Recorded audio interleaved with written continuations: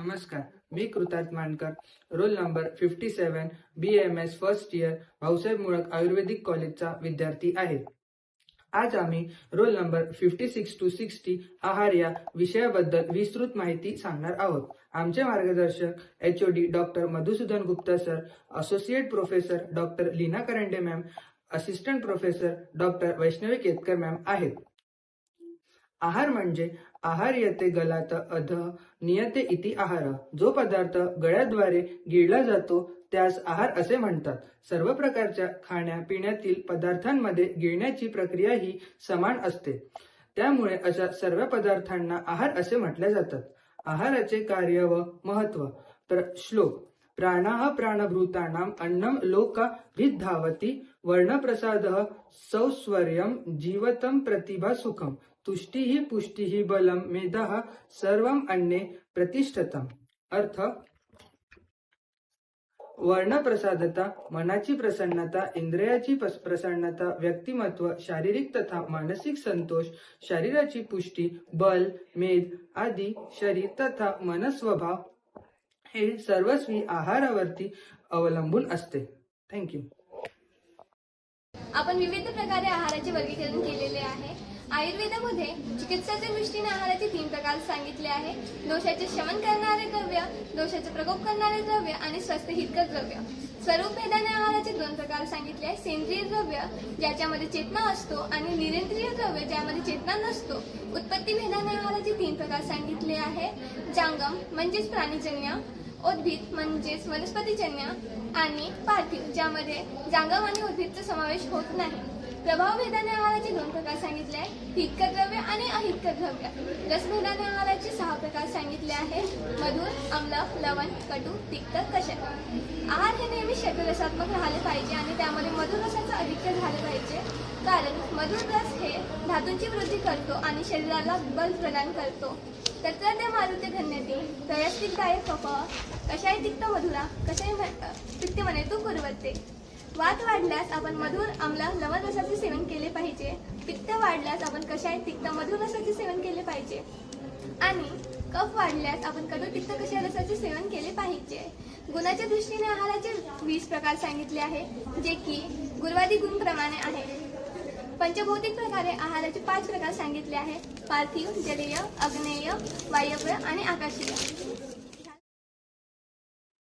आहार विधी विशेषायतन. आहाराचा परिपूर्ण लाभ होण्यासाठी आयुर्वेदामध्ये आहारविधी संबंधीचे काही विशिष्ट नियम तथा उपक्रम सांगितलेले आहेत. त्यांना आहार विधी विशेषायतन असे म्हटले जाते. तत्र खल्विम अन्यष्टो आहार विधी विशेषायतनानि भवन्ति. तद्यथा प्रकृती करण संयोग राशी देश काल उपयोग संस्था उपयोक्ता अष्टमानी भवन्ति. चरक विमानस्थान अध्याय नंबर 1 श्लोक नंबर 21. आहार विधी विशेषायतन हे 8 प्रकारचे आहे. त्यामध्ये प्रकृती, करण, संयोग, राशी, देश, काल, उपयोग संस्था आणि उपयोक्ता यांचा समावेश होतो. प्रकृती म्हणजे द्रव्यांचा स्वभाव. हा द्रव्यांच्या गुणानुरूप असतो. करण म्हणजे संस्कार कर्म करून द्रव्यांच्या स्वाभाविक कर्मामध्ये बदल, स्वाभाविक गुणांमध्ये आणि कर्मामध्ये अशा गुणधर्मांमध्ये बदल करणे. आणि संयोग म्हणजे 2 किंवा 2 पेक्षा अधिक द्रव्यांच्या एकत्रीकरणाला संयोग असे म्हणतात. राशी भोजनातील आहार द्रव्यांचे जे परिणाम असते त्यात राशी असे म्हणतात. हे सर्व ग्रह आणि परिग्रह अशा 2 प्रकारचे असते. देश म्हणजे द्रव्य हे कोणत्या देशातील आहे, अनुप, जंगल वा साधारण यापैकी कोणत्या देशात त्याची उत्पत्ती झालेली आहे यावरून त्या द्रव्याचे गुणधर्म व सात्म्य असात्म्य यांचे ज्ञान होत असते. काल म्हणजे ऋतुपरत्वे, बाह्य वातावरण आणि दोषांची शरीरांतर्गत असलेली स्थिती याचा विचार करून आपण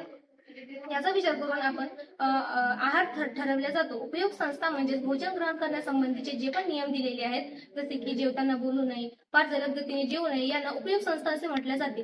उपयुक्त म्हणजे जो आहार सेवन करतो त्या व्यक्तीच्या आवडीनिवडी, त्याला कोणतेही आहार द्रव्य सात्म्य आहेत असात्म्य आहेत यावर सुद्धा आहार अवलंबून असते. आणि सवयीनुसार, व्यक्तीच्या आवडीनिवडीनुसार आणि सवयीनुसार एखादे अपत्यकर जे आहार असेल ते पदार्थ देखील एखाद्यास पथ्यकर होतात. त्यास आहाराचा शरीरास योग्य लाभ व्हावा याकरिता आयुर्वेद शास्त्रात भोजन ग्रहण करण्यासंबंधित काही शास्त्रीय नियम सांगितलेले आहेत. हे नियम म्हणजेच आहार विधी विधान होय. यामध्ये एकूण 10 नियम सांगितलेले आहेत. त्यामधला पहिला आहे उष्ण भोजनाचा लाभ. उष्ण भोजनाच्या लाभामुळे अन्नाचा स्वाद वाढतो, जठराग्नीला प्रादिप्त करतो, पचन शीघ्र करतो व वाताचे अनुलोमन करून तो कफाचे शमन करत असतो. यानंतर आहे स्निग्ध भोजनाचा लाभ. स्निग्ध भोजनाच्या लाभामुळे तो अन्नाचा स्वाद वाढवतो, जठराग्नीला प्रादिप्त करतो, शरीर दृढ बनवतो, पुष्ट बनवतो, इंद्रियांची इंद्रियांना सुद्धा दृढ बनवतो व तसेच तो बल वाढवत असतो आणि सौंदर्यामध्ये आपल्या सौंदर्यामध्ये देखील वाढ होते. यानंतर आहे मात्रावत भोजनाचा लाभ. यामध्ये तो वात पित्त कफ यांना प्रकुपित न करता केवळ आपली आयु वाढवत असतो. यानंतर सम्यक पचनानंतर भोजनाचा लाभ. प्रथम घेतलेले आहार आपण पचन झाल्यानंतरच दुसऱ्यांदा आहार घ्यावा, कारण अजीर्ण अवस्थेमध्ये जेवल्यामुळे अपक्व रसात नवीन आहार रस मिसळतो. हा सर्व दोषांना प्रदूषित करत असतो व नवीन नवीन व्याधी शरीरामध्ये उत्पन्न होत असतात.